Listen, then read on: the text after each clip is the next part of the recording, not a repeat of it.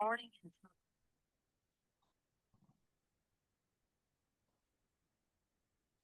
Hari Om, Shri Gurubhyo Namaha.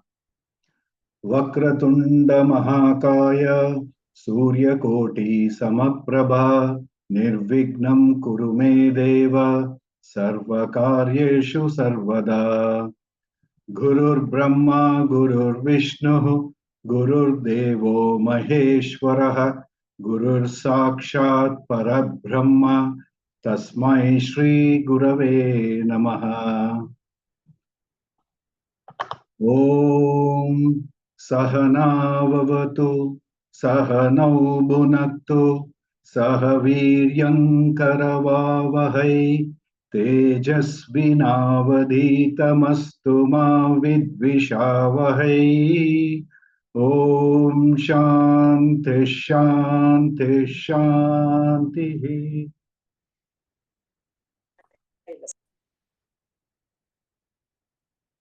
Friends, on behalf of Param Vedanta, I extend a heartfelt welcome to each one of you for the 12th session of our Mananam series. The Kathopanishad, as you know, is a profound dialogue between young Nachiketa and Yamadharmaraja. It forms a cornerstone of Vedantic wisdom. It unfolds the vision of immortal self, guiding us on the inner journey that demands discipline, mastery over our senses and mind, and the courage to walk the path of Shreyas over prayers, leading ultimately to permanent happiness. We are deeply blessed that our revered teacher, Dr. Timmappa Hegde sir, continues to illumine our way with clarity and compassion. With folded hands and Shatakoti Pranams, we offer our gratitude to him. In today's session, he will expound mantras 15 to 17 of chapter 1, Valli 3, where Yamadharmaraja says, the self is all-pervading, subtle and supreme. It is both immanent and transcendent. Realization comes through inner purity, discipline and wisdom, not through external means. Today's presentation shall be followed by an engaging quiz by Dr. Anupama to help us reflect upon and internalize these teachings. Sorry. Over to Dr. Hegde sir. Thank you very much, Shiv. Sadashivasamarambham Shankaracharya Madhyamam Asmadacharya Paryantam Vande Guru Paramparam. Om. Om Namo Bhagavate Vaivasvataya Mrityave Brahma Vidyacharyaya Nachiketa Secha. In every class, I repeat this slide. Remember the question of Nachiketa. Yeyam prite ichikitsa manushye. There is one doubt that everybody has. What happens after death? This is what I want to know. Now, Nachiketa is no ordinary student. He's not talking about the subtle body that travels because he has already gone in the subtle body. He has already died to this life and he is in Yamaloka. So he is not asking about that. He is asking about the highest spiritual goal and the entire Kathopanishad. As we are coming to the end of the first chapter, we need to re-look into which are those mantras where Yamadharmaraja has explicitly answered those questions and which are those mantras which lead you to this answer. So the question now for all of us is, has this question been answered? If it has been answered, how has it been answered? How has my life been changed by the understanding of this great Upanishad, perhaps the greatest of all Upanishads, Kathopanishad? One question all of us need to ask all the time when we are in the spiritual journey. Like whenever we are on any journey, 2 points are important. What is my goal? Where am I going to? And even when you are setting a Google map, you put your present location. I am here. I want to go there. So I have a clear path. And then what is the means and how do I go from this point to that point? Now, in Kathopanishad, it is a technical term called Vishnu Padam. Vishnu Padam means the nature or the state of Vishnu, that I'm going to become one with Vishnu. I'm going to become like Vishnu. I'm going to become God Himself. That means this is the highest ever that you can, that I can attain to limitlessness in multi dimensions, in wealth, in health, in strength, uh, in power. I have got everything. So how do we attain to that?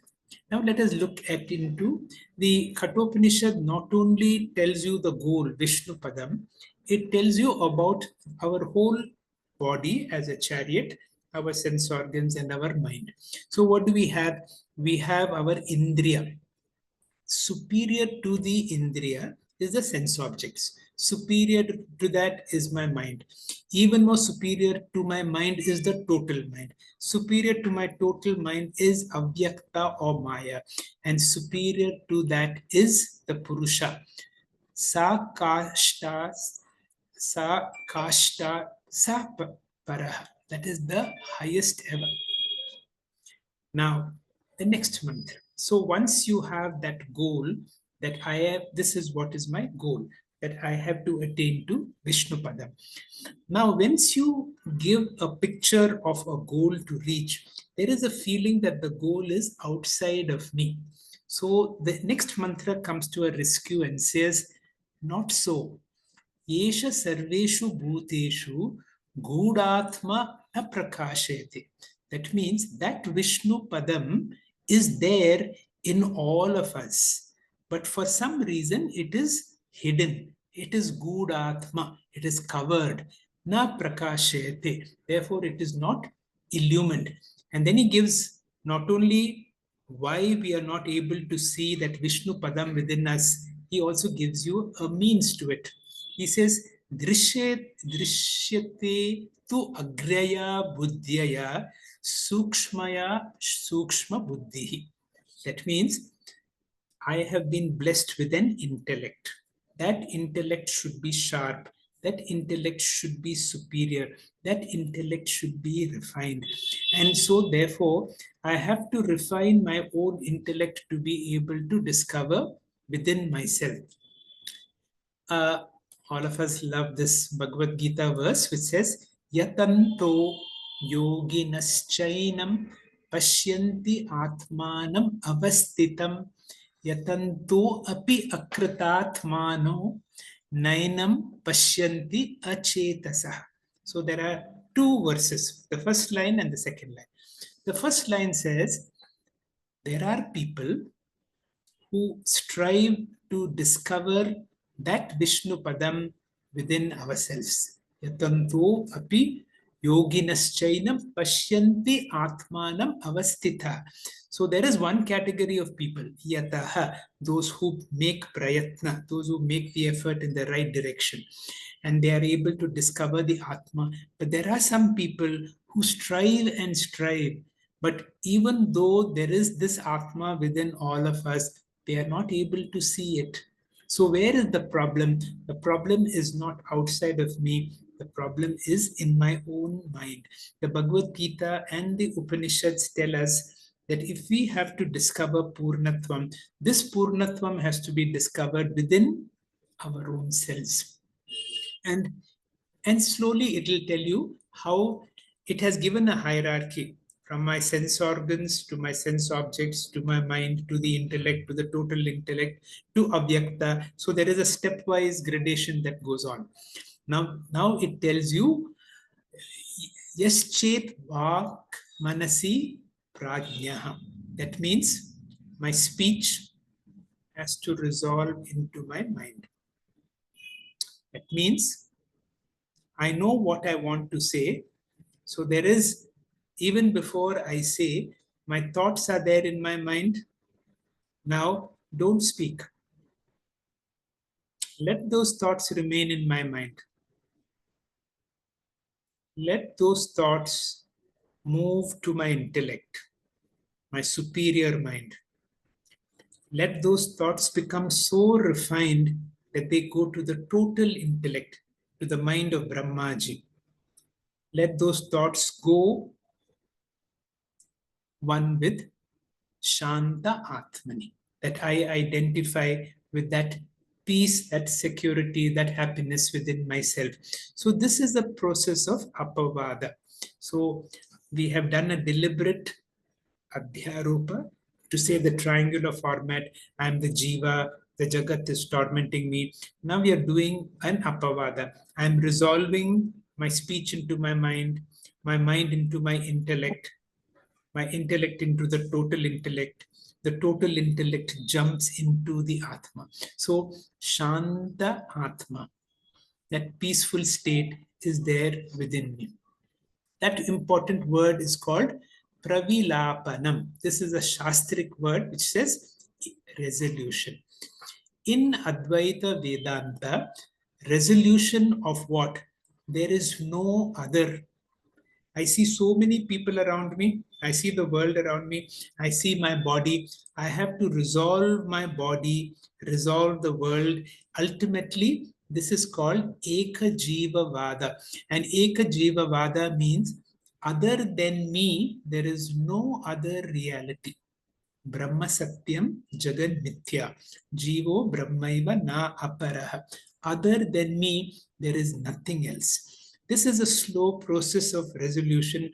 The Guru will handhold you to help you to resolve your own self into yourself, dissolve yourself into your higher being. Now I continue seeing the sunset and the sunrise. I know that the sunset and sunrise is not real, but what I'm seeing is something else. The reality is other than what I'm seeing. That means I see the world around me. I see so many people around me. Although I see them, I experience them, I experience my body going through aging, sickness, death, whatever. But then I know these are all appearances like this beautiful sunset or sunrise. And I know there is no such thing called sunsetting. The sun never sets. There is no aging. There is no sickness. There is no death. But it is an appearance. I can see the sun setting. The sun is going down and down. And there is so much happening. But there is an experience, but there is a knowledge. That knowledge which overrules all that. And that knowledge is the resolution of Advaita Atma. With that, we come to the climax. In today's mantras, we are 14, 15, 16, and 17. I will try to cover them as quickly as possible. The purpose is, I'm just going to give you a gist of all these mantras. All of us have studied. This is a Mananam process. Mananam is to reflect on why are these mantras so important and in our own homework. After this, we will have a very, intuitive quiz. And that quiz is important. I wanted to keep a notepad ready so that when Dr. Anupama asks these questions, let us see, they are not easy to answer, but we should be able to answer. This is a beautiful mantra, mantra number 14. Uttishtata jagrata prapyavara nibodhata shurasya dara nishita durattaya durgham patastayo kavayo padanti. Very famous mantra made famous by Swami Vivekananda. Uttishtata jagrata prapyavaran nibodhata. Uttishtata, arise, jagrata, awake, prapya varan. Varan means be something great, something worth following. Here it refers to our gurus and our realized being. Prapya varan. Now, if you have to, first of all, we have to arise and awake. We will explain what do you mean by arise and awake. And then once you know your goal, once you know the means. See, the problem is I do not know what is my goal. I do not know what is my means.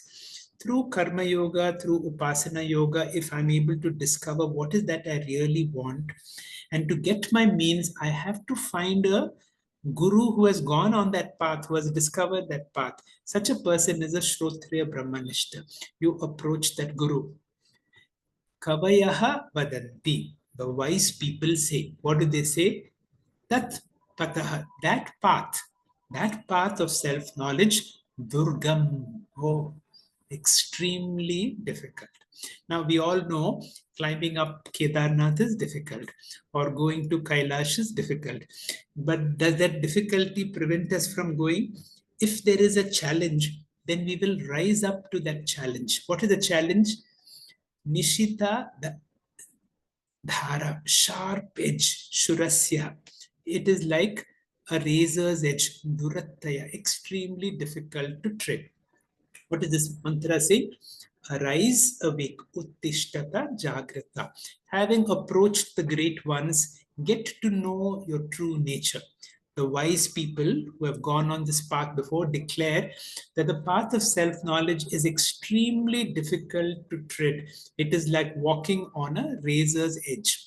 Now, all of us have been into Jnana Yoga for a long time, and we all know it is difficult. And therefore, if it is difficult, what should I do? Can I make myself more eligible? Can I do focus on my own mind, on karma yoga? My karma yoga will help to get the impurities, kama, krodha, lobha, mada, matsarya. So you will see, ultimately we come to the basic problem.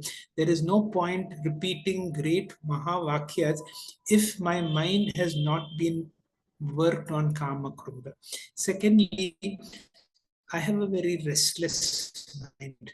I need to do various forms of upasanas through various upasana yoga to be able to understand and internalize the Mahavakya. Swami Paramarthanandaji repeats that Uttishtata Jagrata is very similar to the Mundaka Upanishad, Pariksha Lokan Karmachitan. And therefore, in our quiz today, most of our questions will be correlating Uttishtata Jagrata with this mantra, Pariksha Lokan Karmachitan. I will read this very slowly so that we understand. Now, in any journey, one thing is very clear, and I will repeat this from now 100 times because this is something that has struck me as very important. What is my goal? What is my means? Am I clear? What is that I really want? Once I know that I really want, first is to recognize the problem. And what is the problem? The problem is in me. If the problem is in me, the solution should also be in me. The problem is my ahankara, mamakara, raga, dvesha, kama, krodha. These are the 6 enemies.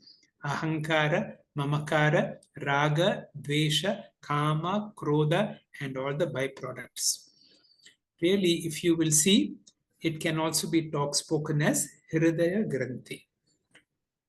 And in Hridaya Granthi, you will realize I do not know my true nature, and therefore karma arises, and with karma comes from karma. So the first job is uttishtata, to wake up, to discover my primary problem, and my primary problem is ignorance, is to discover that I'm ignorant of my true nature, and that is why all these devils of karma, krodha, raga, dvesha, and all come. And how do I discover this? Through karma yoga will help us to determine exactly where is the problem. And we discover I do not know my true nature. I am ignorant of my true nature. Ignorance is the basic problem. Ajnanena tu jnanam avritam pena muhyanti jantavaha. So now we know I am the problem, therefore I am the solution. So uttishtata jagrata, wake up to our problems through karma yoga. Recognize that the real problem is self-ignorance. Wake up to your ever pure nature through jnana yoga. Once I know my problem, then I know that my means is jnana yoga. I want to get this knowledge. To get this knowledge, I have to go to a guru. It is like having a nightmare and to wake up. So in that, it happens like this. But here, it is through jnanena pravilapanam and then jnanena pravilapanam. That means we have to go through Shravanam, Mananam, Nidityasanam, all these terms I have discussed in the last class. Now, how will I know my true nature? Prapya varan nibodhata. Varan, those great beings. So we have to get them. Now, how do I get them? For us, we have no problem. For those of us in this class, the Guru has found us. Once the Guru has discovered, now the Guru, let us be in satsanga. So allow the Guru to work on you. Once you go to a Guru, what kind of a Guru? A Guru who is a Shrotriya Brahmanishta, who is anchored in the Brahman, who is not apart from the Brahman, and who has that ability to communicate his understanding in a very simple manner. Is this path easy? So the teacher has gone through that path, but the teacher will tell you. That is why all spiritual teachers address you as Saumya, oh dear one. I sometimes feel just like when a person comes into our first year residency program and you are 40 years into the same path, the first feeling is of pity for the little fellow who has come on a very difficult journey. So you treat them as, oh Saumya, oh dear one. Why? There is a lot of exercise to be done when you are on this path. It is not an easy path. So those who have gone on the path, the wise people declare that the path of Jnana Yoga is difficult to tread because it is walking on a razor's edge. Jnanam alone leads to moksha. Now, if it is difficult, then what do? So whenever we are on a Kailash Yatra, then we spend months in preparation. So to make it easy, the teacher will come down to the brass tacks. What is this sadhana chatushtaya sampanna? So anything is difficult to the unprepared and anything is easy for the prepared. So as the path is difficult, then what do? We prepare ourselves for the difficulty. Klesho adhikatarashena avyaktam avyakta hi gatir dukkham. So we know even Krishna in the Bhagavad Gita, sometimes he says it is susukam, but there are certain ways where he says klesho adhikaratesham avyaktam is very difficult. How difficult it is? Shurasya dara nishita eva durattaya. It is like walking on or treading on the edge of a razor. Atayaya means going through. Dura means very difficult. Shurasya, a razor's edge. Spiritual knowledge is difficult. Why? The next mantra will tell you Ashabdam, Asparsham, Arupam, Arasam. Because any other topic we can teach as an object, but when it is the very subject and it is nirguna. So this is what Swamiji ever says. The never seen Atma in Vedanta, we say is ever, Vedanta says is ever existent. And the ever seen world, Vedanta says is never existent. All right. Now we come to the next mantra. We finish this great mantra. And this mantra goes like this. This is a description of Atma. Ashabdam, asparsham, arupam, avyayam, tata, arasam, nityam, agandavachyat, anadi anantam mahat param dhruvam, Nishyatam mrityu mukhat pramuchyate. I want you to focus on the last sentence. Mrityu mukhat pramuchyate. If you understand Ashabdam, Asparsham, Arupam, Avyayam, Arasam, Agandam, that nirguna nature of my true nature, which has been there from the very beginning and which is so great, Ananta, if you're able to realize that, you escape from the clutches of death. You discover this moment there is no such thing as death for such a person who has understood this mantra.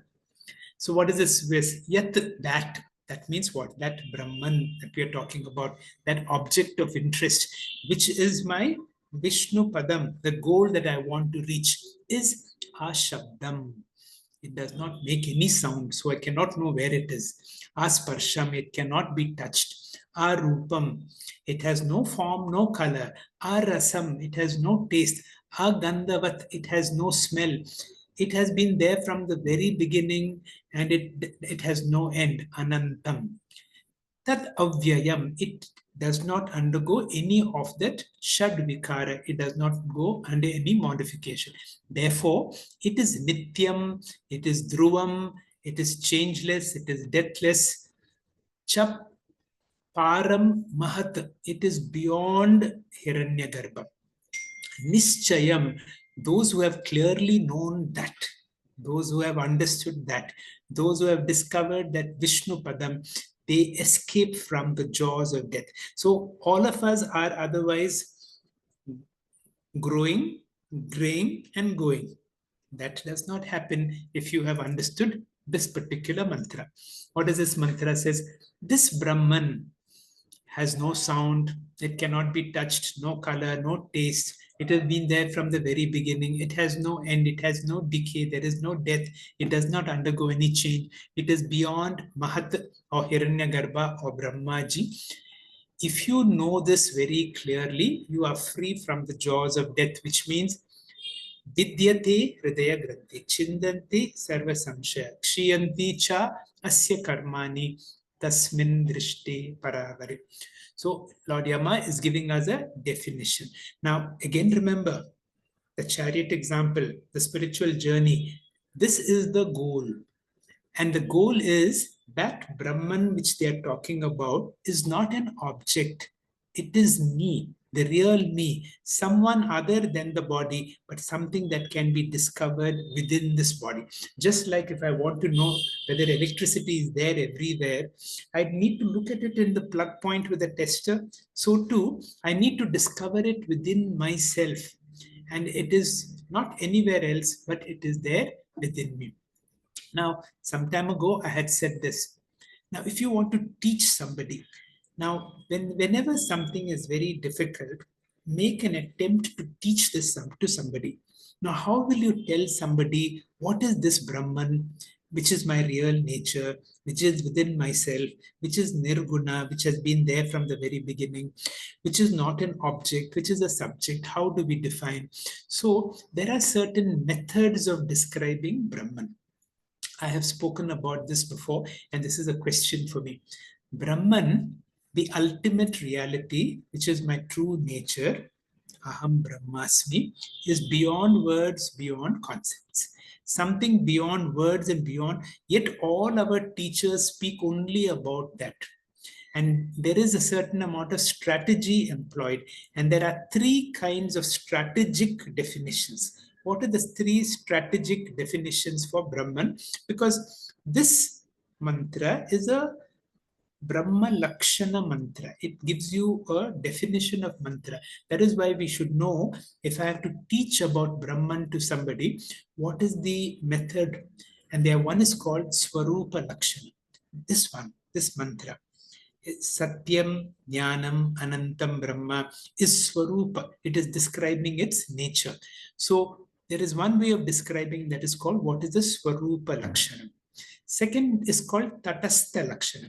I will explain, even though we have spoken about this before, Tatastha Lakshana.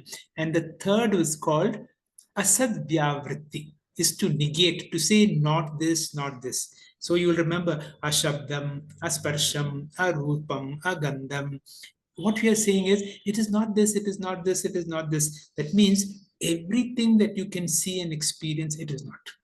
So it is not the experienced world, so it must be the experiencer. So the third form of definition is called, so one is Swarupa Lakshanam. So if you want to teach somebody about Brahman, remember there are three methods. One is Swarupa. What is its true nature? Satyam, Jnanam, Anantam. That means it is infinite, it is limitless, it is of the nature of consciousness, it is of the nature of pure bliss, and so on. That is its Swarupa. Tatastha. Now you see this beautiful creation, you see your own body. How did this body come up? Now it is the Shrishti Sthiti Laya Karanam of this impermanent imaginary world. So Tatastha. Tatastha means the bank. It is giving an indirect definition. So what is Swarupa Lakshanam? The essential nature. It describes Brahman as without reference. Sat Chit Ananta Nirguna Advaya Akhanda Akarta Abhokta Asanga Nirvikara. Remember all these terms?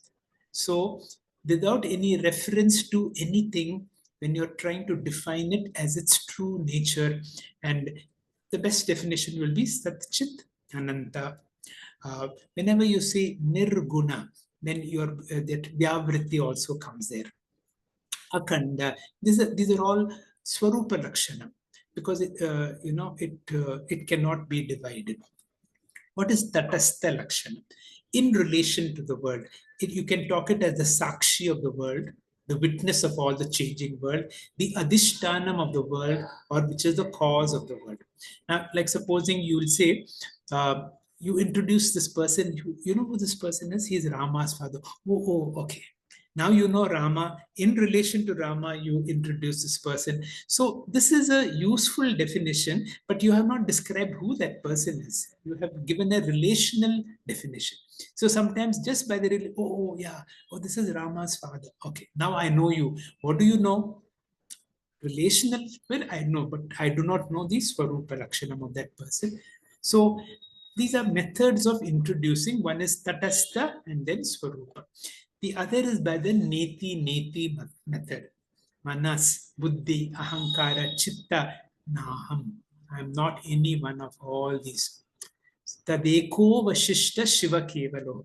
In that mantra, you keep on eliminating, like peeling of the onion until you come to that witness of that nothingness. Don't say you are nothing.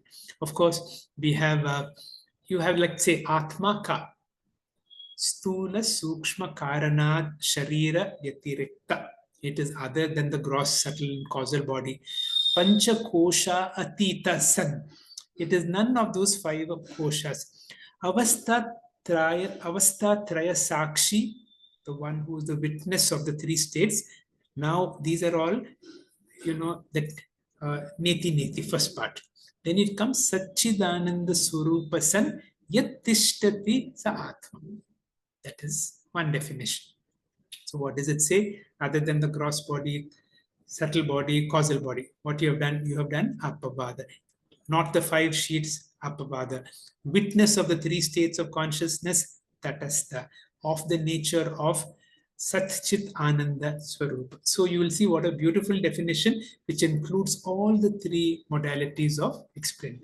With that, we come back to the same mantra. Now, do you experience Brahman or not? Now, Ashabdam, Asparsham, I cannot experience Brahman. If I cannot experience Brahman, the mental tendency, there is no such thing as Brahman. The teacher says, no, not that way. If it is not something that you cannot experience, it should be the experiencer. It is like that 10th man, Tattvamasi. Oh, that is the kind of learning.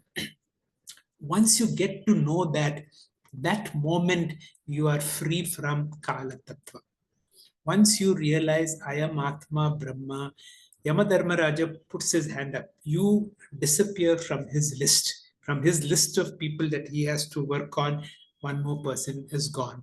You will be free from him, from the mouth of Yamadharma. Why? You are already that, but not that you have become immortal. You have realized that you have always been immortal. I will not go into these more details of this Kathopanishad mantra. You remember that Najayate, this is my true nature. Mriyate va kadachit. So these are all explanations of this great mantra, Ashabdam, Asparsham. And the only way is, don't think Brahman is an object. You be able to claim Brahman as myself. Avoid. Then, Mrityu Mukhat Pramuchyate. One is released from the clutches of mortality. Now, this is important. What is sannyasi? Sannyasam or mental sannyasi is not to be emotionally dependent on any relationship for my security or happiness.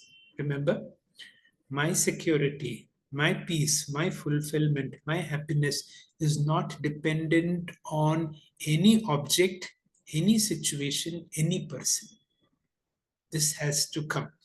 I have to be free from all objects, situations, or persons for my peace, security, and happiness. Which means the second one, to be prepared to lose the losable, my body, my mind, my family, my possessions, my reputation, my possessions, everything which can be lost if I'm ready to lose. That is what is mental sannyasi. Now, if you become a jnani, I will not be a threat to you. That is what Yamadharmaraja says this. We finish that mantra, we come to the last two, mantra 16 and 17. These are the Palashruti. The Palashruti, let us say what is the Palashruti. The last two mantras are going to tell us. And they say this, Nachiketam, uh, Nachiketam उपज्ञानं मृत्यु प्रोक्ता सनातनम उक्त्वा श्रुत्वा च मेधावी brahmaloko mahiyate. Now this discussion between Nachiketa, Shrutva, that means having heard this first chapter of Kathopanishad, and having repeated this story of Nachiketa is a very ancient story which the very ancient Upanishads are quoting. They are Sanatanam Upakyanam, this eternal teaching of which has been received by Nachiketa, Mrityu Prokta, which has been imparted by Lord Yama, Medhavi. All of us who are wise people, if you are able to meditate on this teaching, then what happens? You become glorified in Brahmaloka. Now, somebody may say, I don't want to go to Brahmaloka. I don't want to be glorified in Brahmaloka. Adi Shankara immediately clarifies. He says, don't think that way. You attain to that state or your natural state of being Brahman. Aham Brahmasmi. So what is the benefit of listening to the first chapter of Kathopanishad?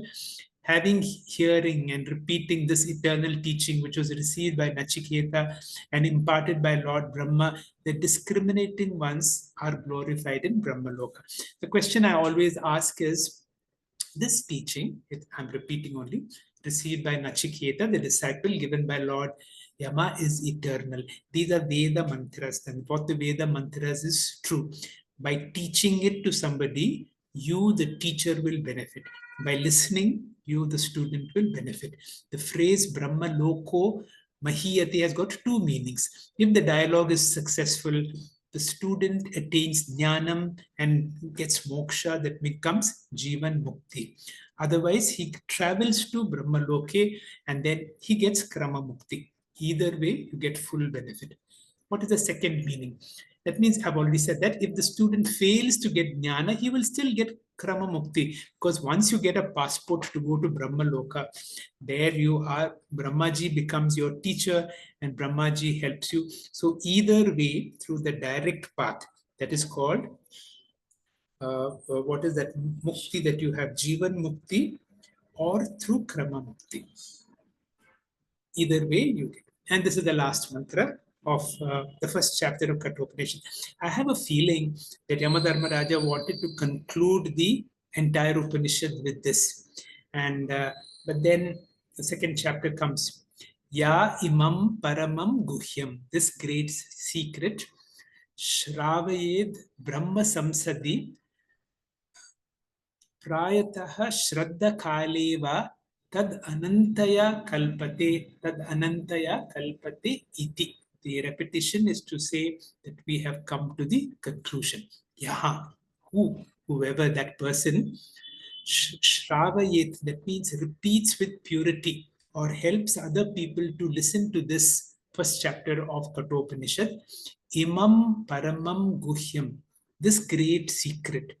Why is it called a secret? The secret is it is not so easy to understand for a person with a mind that is not so prepared. So through Karma Yoga and Upasana Yoga, we are able to prepare our mind. Brahma Samsiddhi, in the assembly of Brahmins, especially during Shraddha Kali, at the time of Shraddha, Kalpate, it is conducive for anantaya, infinite result. That means if a person repeats with purity this supreme secret in the assembly of Brahmins at the time of Shraddha and concludes, or at the time of Shraddha and concludes, conduces to, gets infinite result. And it repeats, this conduces to infinite result. A repetition is to say that we have come to the end. Yeah, Upanishad is giving this benefit. And what is the benefit? If a person does not know the meaning also, just chanting the first chapter of the Kathopanishad is beneficial. But it should be understood, this is Swamiji's edition, that mere reading may not give moksha directly, but in due course, the seeker will develop interest, will get that punya to get a guru, not an ordinary guru, but a Shrotriya Brahmanishta, and who will get the meaning to get jnanam and moksha. And if he does this at the time of Shraddha ceremony in front of Brahmins, there will be extra benefit. Now be ready with your notepad and questions, and I'll request Dr. Anupama to join us and have this question answer on what we have already studied. Shri Gurubhyo Namaha. Thank you, sir. Okay, starting from the first mantra that we did today, Uttishtata Jagrata Prapya Varan Nibodhata. So, could you please quote a similar mantra from Mundaka Upanishad? Parikshalokan karmachitan brahmana nirvedyam nasti akrit kritena tad vignartham sa gurumeva abhigachit samitpani shrotriya brahmanishtam. That's right. Let's proceed. Okay, now putting these two mantras side by side, see they have a lot of features in common. Please select the right answer. Now, are these both corridor mantras? Do they imply a shift from karma to jnana yoga? Are they comprehensive, meaning including of all sadhanas? They mention the entire range of spiritual sadhanas. Do you sense a transitioning from Veda Purva to Vedanta in both? A graduation from Apara to Paravidya, or all of the above? Clearly all of the above, because we are moving from Apara Vidya to Paravidya, from Veda Purva to Vedanta. So from Karma Yoga to Jnana Yoga, I think the answer should be all of the above. That's right. Next one, please. Okay. So the first step in spiritual sadhana should be the diagnosis of our problem. What is the reason for which we have entered spirituality in the first place? So please answer these questions, choosing the answer from the block below. What is our basic problem? Our basic problem first, is to understand that the problem is in me, the solution must be in me. And what is the problem? I do not know my true nature, avidya. That is self-ignorance, yeah. And how can we diagnose it? Through various spiritual sadhana, and the sadhana that helps us to understand is Karma Yoga and Upasana Yoga. That's right. Yes. And what is this stage called in Kathopanishad? From the two mantras that we just saw, you can choose the answer. Uttishtata Jagrata. Uttishtata. Would you include Jagrata? No, it's only Uttishtata. Okay. And what is it called in Mundaka Upanishad? In Mundaka, Parikshalokan Karmachitan. That's right. Is there a similar verse in Bhagavad Gita? Something similar to this, based on self. Ajnanena tu jnanam tena muhyanti jantavaha. Right. And tadvidhi pranipatena pariprashnena sevaya. No? I think those. Going to the Guru later on. Okay. So we know that the first step in our spiritual sadhana is we have to wake up to our basic problem, which is self-ignorance, referred to here as Uttishtata, and in Mundaka, it is Parikshalokan Karmachitan Brahmana. So what is the method of diagnosis? By trying to become a karma yogi. So in the process of purifying our mind and being sensitized, we start looking for causes of problem not outside but within ourselves. By developing Ishvara Arpana Bhava and Prasada Buddhi, we start looking inward. In Bhagavad Gita, Krishna had said, Vibhuhu, that means Brahman, Atma, Adatte, acknowledges na papam, no papas, nacha eva sukritam, no punyas, kasya chit, of anybody. That means Brahman does not acknowledge or is indifferent to punyas and papas, for which we are really struggling all through our lives with our various rituals and karmas. But what has happened to all of us? Why are we performing those rituals and karmas? Because jnanam, our viveka shakti, avritam, has been kind of enveloped by ajnana, self-ignorance. And tena, by this self-ignorance, muhyanti jantavaha, we people are so deluded that we go on staying in karma yoga and upasana yoga all our lives. Next, please. So moving on, karmachitan lokan brahmana. In this phrase, what does the word loka mean? Does it mean bhuloka, svargaloka? Does it mean our shariram or karma palam? Among the choices, it should be karma palam. What aspect of karma palam? The fruits of karma palam in the form of punya. Not really. Whether punya or papa, you're inspecting your karma palam to see what is the purpose of that karma palam. Means you should realize it is ineffectual finally. Then karma chitan means acquired through effort, meditation, knowledge, or prarabdha karma. Through prayatna, through effort. And here Brahmana refers to a Saguna Brahma, a Varna Ashrama Brahmana, a Jnani, or Vaidika Achara Sampanna. The first line, no. So it should be Vaidika Acharya Sampanna. Can you explain what it means? Yeah. So a Vaidika Achara Sampanna is actually a Sadhana Chatushtaya Sampanna who is a Vaidika, a believer of the Vedas.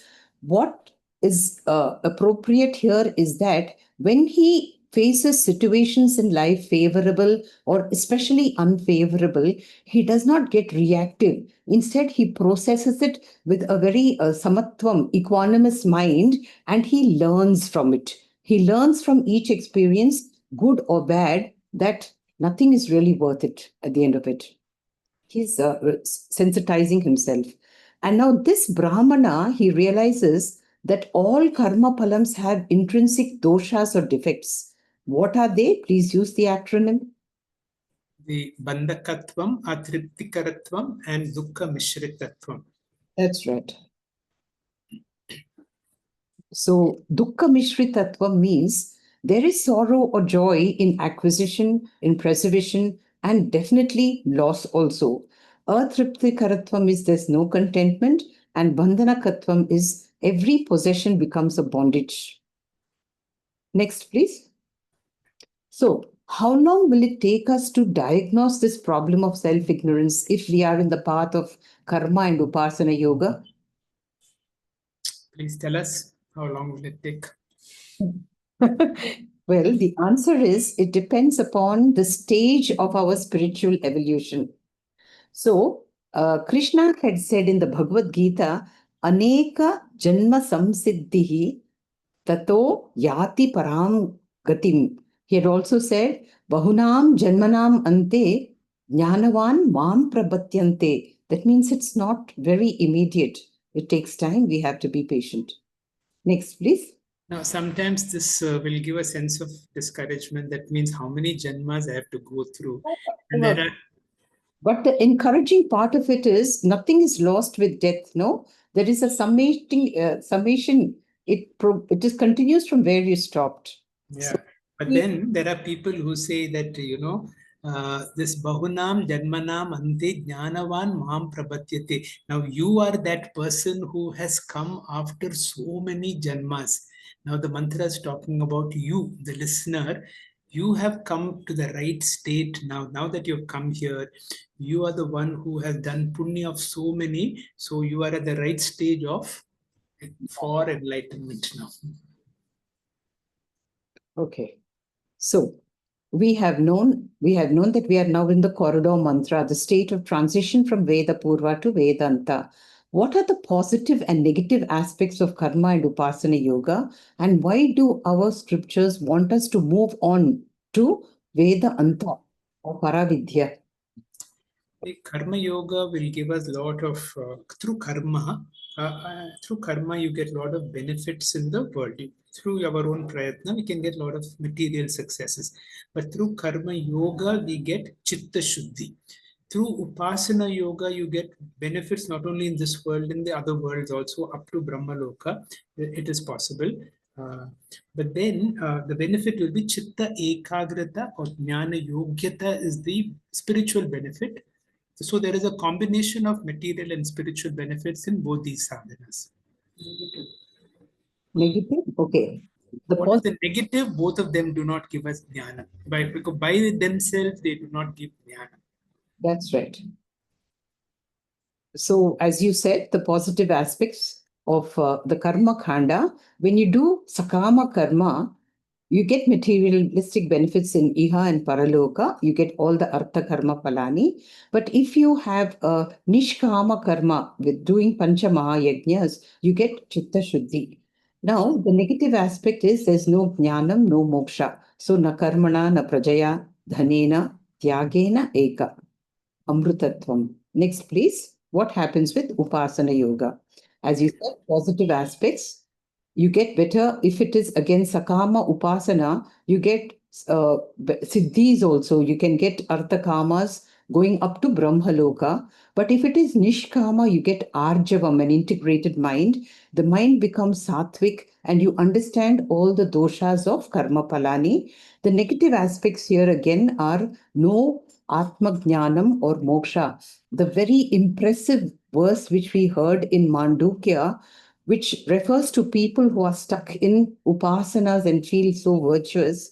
He says, Upasanashrito dharma jate brahmani vartate prag utpattehe ajam sarvam tena sau kripanaha smritaha. That means if we are stuck in Saguna Ishvara Upasana, jate brahmani vartate, this person would remain in that Brahman which is subject to birth. And such a person is considered unfortunate and requires sympathy. Waste of Manushya Janma. Next, please. So now moving on to the second stage. Remember, first stage was diagnosis of our problem as self-ignorance. The second stage is our spiritual sadhana to wake up to our true nature, which is Brahmatvam. One is knowing our ignorance, and second is waking up to our true nature. What is this called here in Kathopanishad? From Uttishta, we come to Jagrata. That's right. And in Mundaka? Pariksha Lokan Karmachitan Brahmana Nirvedyam, or that Vairagya has come. That's right. And what is the sadhana needed here? The sadhana, we are finished with karma and upasana, so the sadhana required is jnana yoga. So where do we go next for this? To find Prapya Varan Nibodhata, to find a guru. Absolutely. Next slide, please. Yeah. So waking up to our true nature, as you said, is Jagrata and Nirvedyam Ayat. How does this Nirvedyam come? What actually happens is you realize Nasti Akrita Kritena. Nasti means there is no root to Akrita Brahman through karma, because you cannot get the infinite through finite. So you need to do Jnana Yoga Sadhana to realize I am a Shuddha Nitya Mukta Buddha Atma, just as a dreamer wakes up to his waker's nature. Next, please. So, how do I know my true nature and what is the sadhana needed? We cannot get it through karma yoga. We cannot get it through intuition, jnana yoga, in the form of Shravana Manana Nidityasanam. Yamadharmaraja says that knowledge never just happens. We know that aging, hunger, death could happen, never knowledge. Next, please. So we need to go to a guru.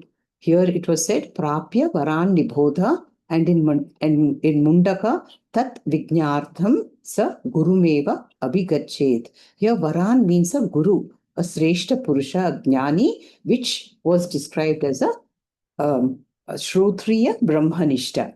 Prapya means you have to approach the Guru reverentially, even if you may be a king or the wealthiest person around. Next slide, please. Okay, so now we know that Jnana Yoga is mandatory.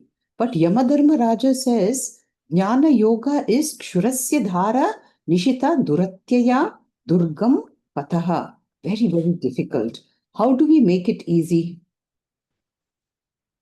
By preparation, by making it, whatever this requires, mental preparation for it through sadhana chatushtaya sampanna. Absolutely. The answer is sadhana chatushtaya sampatti. Do karma upasana yoga, prepare, get jnana yogyata, do jnana yoga, get moksha and get knowledge and be free. Next, please. So, how do I acquire brahmatvam? That means, how can I become a mukta purusha? Taking lead from this mantra. Always to remember that it is not a sadhyam, but it is a siddha vastu. It is my very nature. But it is Gudha, it is hidden by all this Maya and Avidya and so on. It is there within me. I need to be able to discover that. Yes. Next slide, please. Yeah. So, taking clue from this, nasti akritaha kritena. Moksha is not an event in time acquired by a process and it cannot be accomplished. So the Veda is telling us tat brahmatvam asi. So brahmatvam need not be accomplished. If it were to be accomplished, it could also get lost. It would be finite. And then there is no need to become Brahman because we're already that. So no sadhana is required. There is no need to know Brahman because it is ever known. We are most familiar to ourselves. Next slide, please. So we were always given this example of Kunti and Karna. When Karna is told that he's the sixth Pandava, what karma upasana did he have to do to become the Pandava? We realized there was no accomplishment, there was no becoming, and no experiencing. But what was needed? The Kshatriya notion had to be dropped, and the Kshatriya notion owned up. Similarly, by dropping a Brahma notion and claiming Brahmatvam, we become that which we always are. Next, please. So, how do we drop this notion of a Brahmatvam? Please select the right answer. By using our minds intuitively, by becoming a sadhana chatushtaya sampanna, by meditation, by stopping our habit of objectification with Shraddha and Bhakti, all or none of the above. Brahman should never be objectified. That means you have to identify, I am that. Absolutely. But we can only stop this objectification if our buddhi is as sukshma as Yamadharma Raja had described. So we have to stop objectification. That's the first and most important thing to do. Next, please. To avoid objectification, Shastra uses a peculiar technique of communication called, please select the right answer, Nirvikalpaka Samadhi, Adhyaropa Apavada Nyaya, Nahi Ninda Nyaya, Brahmara Kita Nyaya, or all of the above. Adhyaropa has already happened. We should do Apavadana. That's right. Next one, please. So, in this phrase, Tad Vijñātam Saha Gurum Eva Abhigachet, the mantra says the seeker should go to a guru, and only a guru can unlock the message of the Vedas. How did the guru get the key to unlock, and who was the first guru? You will get it from your guru. Your guru gets it from his guru, and the first guru is Sri Dakshinamurti for us. That's right. So, every guru gets the answer from his guru, and the first guru, as you said, is Sadashiva Dakshinamurti, and then we got our Shankaracharya and the Asmadacharya Paryantam. So, who was Lord's guru? The Lord we know is Sarvajna Sarvavita, and he is the guruless guru. Okay, next, please. Yamadharmaraja describes this Brahma Vidya teacher as Ananya. This means that the guru is a Shrotriya Brahmanishta. He looks upon Brahman as himself, He reveals Brahman without objectification. He describes Brahman as his own autobiography. He reveals Advaita Brahman in such a way that there is no second thing to confuse us. He's a Uttama Achari, or all of the above. It is all of the above. It is a nice definition of an Ananya Guru, Ananya Prokta. So Yes.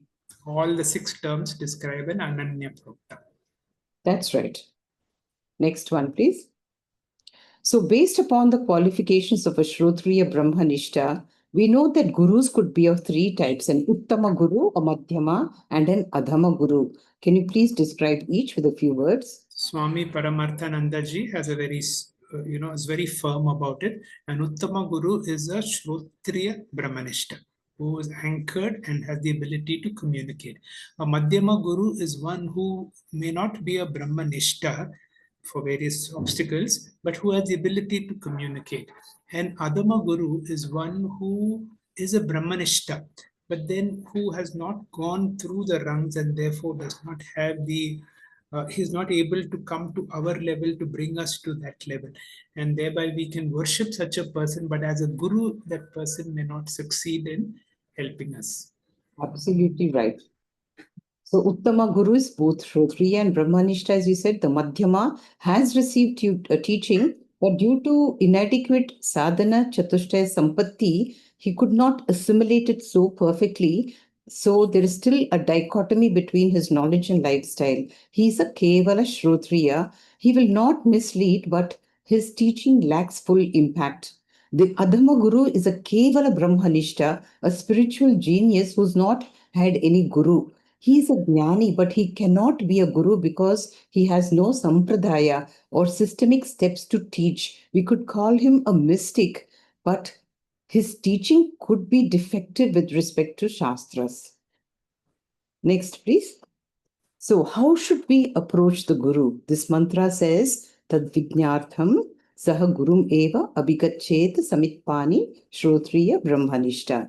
What should the attitude of the student be? And Krishna has also described some qualifications of the student. Please quote any suitable verse from the Bhagavad Gita. Yeah. Tadvidhi pradipatena pariprashnena sevaya. Now, when you go to a guru, you cannot go empty handed. You have to take something with you. Tradition says carry samithmani, dry sticks. Dry sticks signify that you are giving the guru something which the guru does not have, or because he's Sri Guru, he's got everything. But we have in plenty, which is our ego. Essentially, this means to surrender your ego. You have to be absolutely a nobody when in the presence of a guru. That's right. So, Shraddha and Bhakti, like Krishna has said, Shraddhavan labate jnanam. And how do I know that I have grasped the teaching? Because I should see no disparity between what the Shruti says, between what I know is logically right, Yukti, and what my experience tells me, Anubhava. There should be no virodha of these 3. And humility is absolutely important. How does the teacher know that I am humble? Because we express it physically. Tadvitti pranipatena pariprashnena sevaya. Okay, next slide, please. So, as you said, we take some offering. Our offering is Shraddha, Bhakti, and our egos. Here, Samit Pani is literally dry twigs which are used as fuel, but they symbolize our readiness to learn. And since the Samit is dry and catches fire immediately, it means our mind should be so subtle. We should be sadhana chatushtaya sampannas who can grasp the teaching as effortlessly as possible. So this actually symbolizes transitioning from aparavidya to paravidya. Next slide, please. Yes, in this mantra, which you had explained in great detail, Ashabdam Asvarsham Arupam Avyayam, it says that the entire external and internal world is not Brahman. So, what is this Brahman and what is the benefit of knowing Brahman? Brahman is not the object, it is the experiencer subject. And the benefit is that we are freed from the mouth of death. Mrityu pramuchyati. Pramuchyati. Vakat pramuchyati. That's right. So, if nothing outside and inside is Brahman, I, the experience of everything, am Brahman. Drig eva natu drishyate. This means I am available for owning up my aham brahma asmi status. Nikchaya is a word used here, which means I know Brahma aparokshataya. When I know Brahma aparokshataya, what happens? Mrityu mukhat pramuchyate. I am free from the jaws of death. Kala tattvam, or in our context, Yamadharmaraja. Freedom, this means I'm freedom from the three-pronged avidya kama karma, which is really what keeps me in samsara. Next slide, please. Next one. Next one, please. Yeah. So this state of knowing that I am Brahma is called a marana dharma bhavati. Mrityorma amritam gamaya. Then you may wonder, have I now become immortal? Remember, there is no becoming. Immortality is my nature. We have now got freedom from the notion of immortality. And this freedom is called Jivan Mukti or Mrityo Mukha Pramuchyate. Thank you.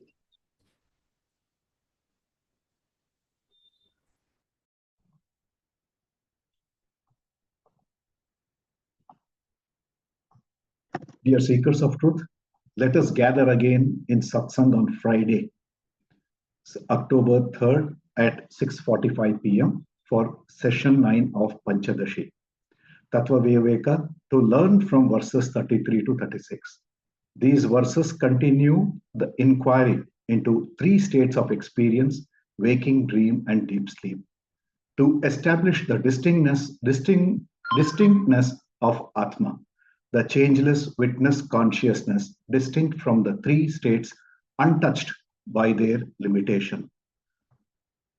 Our profound thanks to Dr. Timappa Hegde sir for this session, which was highly enlightening, I'm sure, for everybody.